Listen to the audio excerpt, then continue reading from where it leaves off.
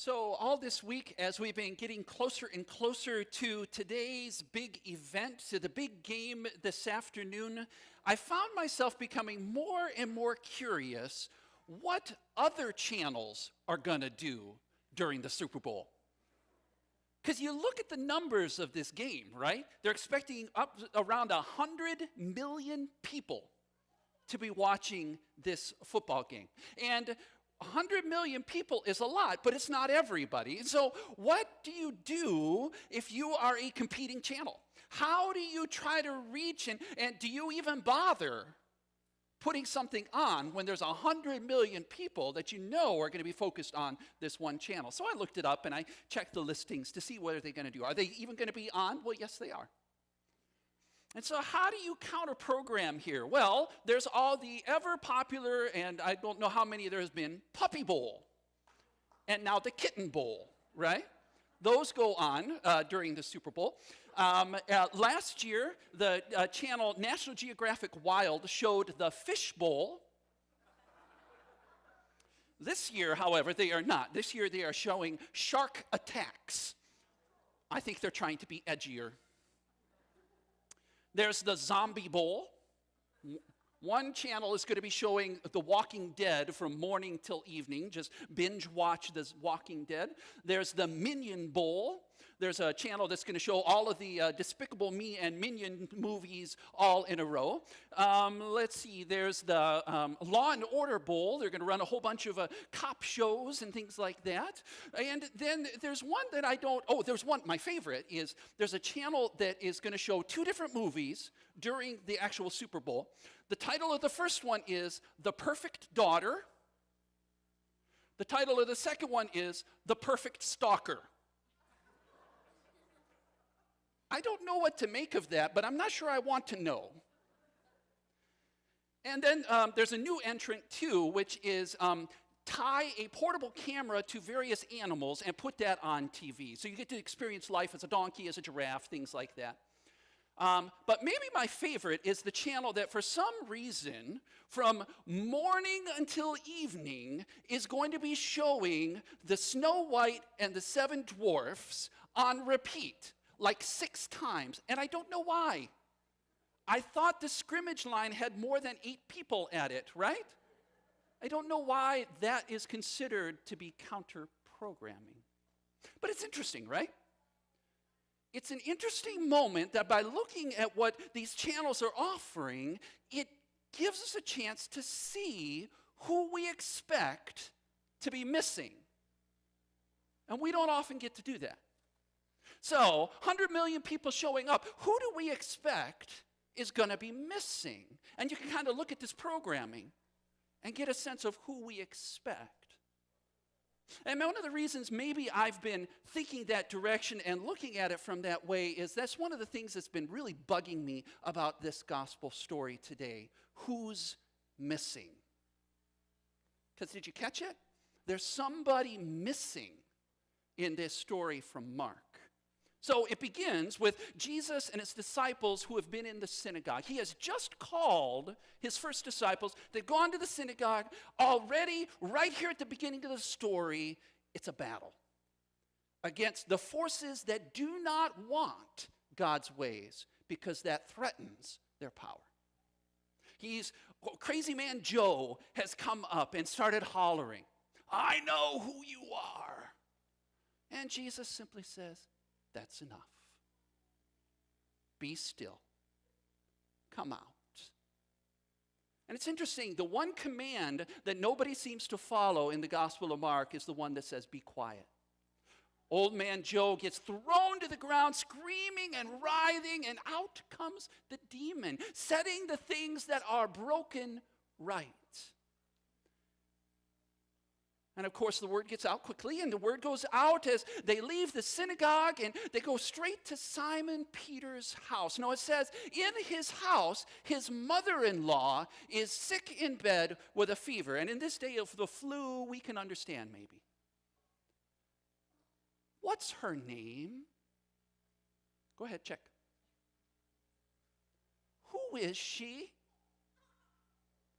What kind of person is she? What does she like to do? What's her story? The only thing we get out of Mark is a definition based on a relationship to a man, as though that's the only thing that matters. What's her name? Now, Jesus has no right and no place going up to her. He comes in the door and they tell him, just so you know, mother-in-law is sick, and he goes immediately to her. But good Jewish boys did not do that.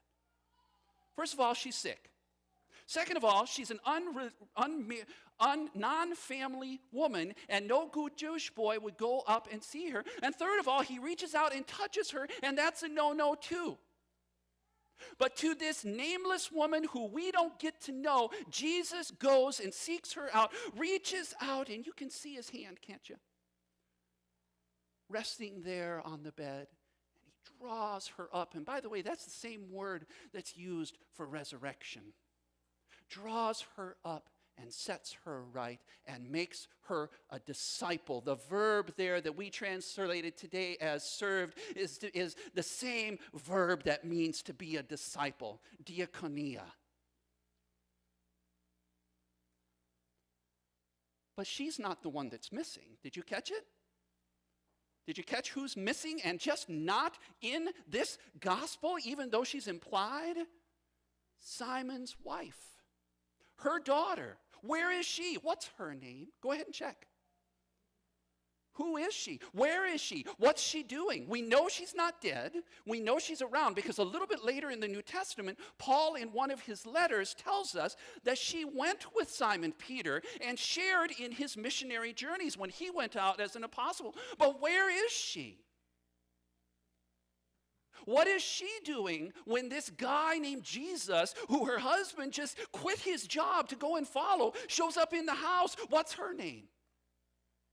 Why do we not get to hear her voice? She's missing.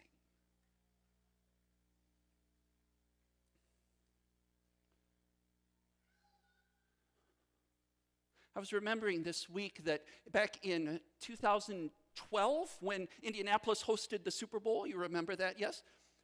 One of the things I noticed starting to come up in our newspapers and in news reports was this constant, this theme about large-scale sporting events in a city, wherever it's hosted, brought an uptick in prostitution, advertisements for prostitution. And there was this discussion about, does that mean that more women who are being trafficked into prostitution are being shipped into the city? The good news about this in 2012 is that the conversation in the national papers finally moved our legislature to get some reasonable laws on the books to protect these women who are enslaved and in this trade. So that was a good thing. This year, as we're getting ready this afternoon for the Super Bowl in Minneapolis, those same newspaper headlines started showing up. One of the things that happened, though, is that the University of Minnesota did a study about this. And they said, is it really true that the Super Bowl causes women to be shipped in by their pimps to serve in this sort of uptick? And what they identified is they said, no, it does not seem like it. We see an update or an uptick in online advertisements that relate to the Super Bowl. A brown-eyed cutie for your Super Bowl experiences was an actual quote they used. We see an uptick in online advertisement, but we don't see any provable uptick in women who are being shipped into it. But they had this other line that was heart-stopping. And they reminded us, part of the reason we don't is because they're already here. Already today, there are women in Minneapolis who are enslaved into the sex industry. And it's not just Minnesota, it's here in Indiana, and it's here in Northwest Indiana. And you don't have to go very far in researching this and trying to find out about this before you start coming across people's stories. So one story I came across is of a young woman whose name I'm going to call Jeannie. Jeannie started to be groomed at age 12. Because that's when the predators start looking. I think it was online, an older man started paying attention to her and saying all the things that she needed and wanted to hear. Treat her well, trust him, making her believe that she loved him, that he loved her, eventually that she would sleep with him, and then she said, "Baby, I'm in trouble. I don't know what to do. They're going to take my car. I don't know what to do. Can you help me? You do one more for me? Get some money with the guy."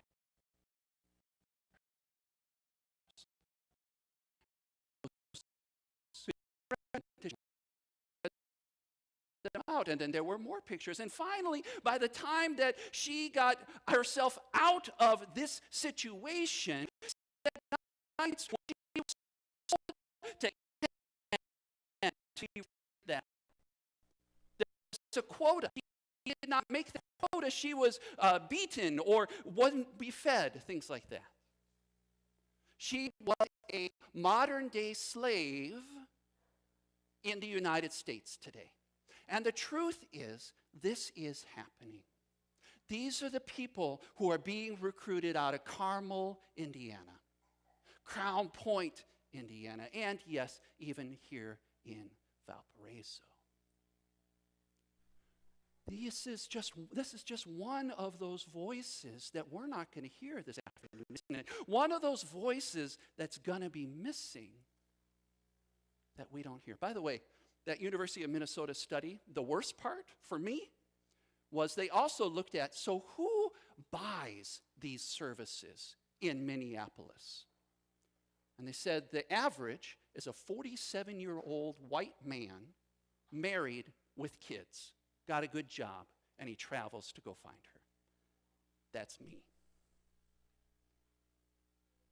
Who are these voices? We don't always get to know and have a way to identify who we're not hearing, do we? But there are so many, right?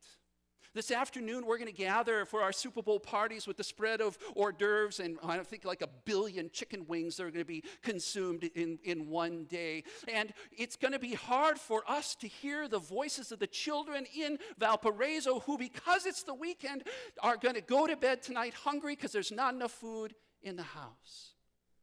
It's hard for us to hear those voices, isn't it? It's hard for us to hear the voices of Jeannie and others who are being trafficked even today, who are modern-day slaves here in the United States. Here in our congregation, it's hard for us sometimes to hear. We are not hearing the voices and experiences of our children and grandchildren and uncles and aunts who are gay and lesbian and transgender. Their voices are missing here in our community.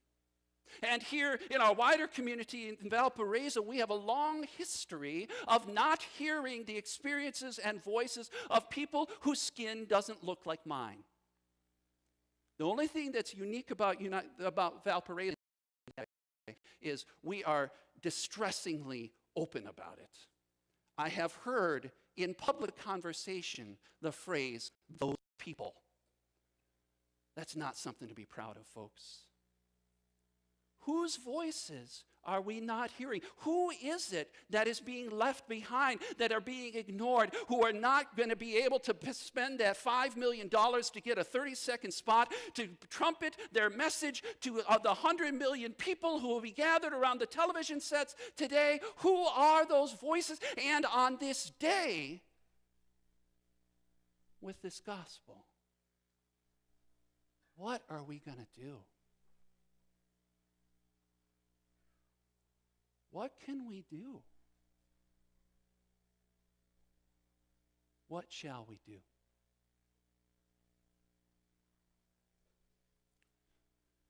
The only answer I have been able to come up with is the same thing we came here to do today. And that's to follow Jesus. To look to Jesus, who went to the cross to break down every barrier between us. To look to Jesus, who when he went to Simon's house, went immediately in to heal the brokenness of his mother-in-law, reached across every barrier that was supposed to be there, and reached out to the untouchable to lift her up, to resurrect her, and help her to be a disciple, a follower of him. To look to Jesus, who then, when the whole city gathered around his door, everybody was there, healed the brokenness, cast out the demons, set things right, who used the gifts of God for the people that were gathered there. And then look to Jesus, who said, I'm not staying here where you expect me. My purpose in this world is not to be where I am predictable, but to go to those who have not yet been reached, to go find those who are still broken, to go out to those who are still lost, to find the voices who are not included, to seek out every broken place. What can we do? We look to Jesus. And then we follow him. We follow him even to the cross, where he died for a world that he loved so much. What can we do, sisters and brothers? What do we do on this day? What can we possibly do? Same thing we came here for today. We follow Jesus.